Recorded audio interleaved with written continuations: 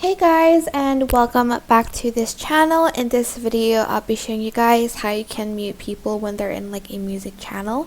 So basically like how you can do it automatically without you having to mute them every time they join a music channel. So I'm just going to go to this like listening channel, right click on it, and you're just going to select edit channel here, and then you are going to go to permissions. Then you are going to scroll down until you find speak and make sure this is ticked on.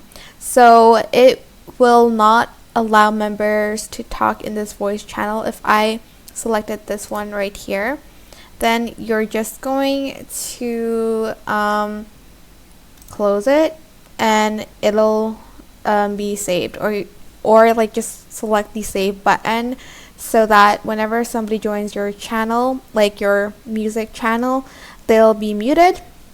But yeah, that is it.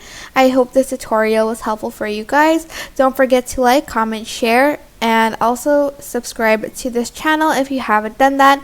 If you have any questions, just leave it in the comment section down below, and I will try my best to answer them all for you. Thank you so much for watching. Bye!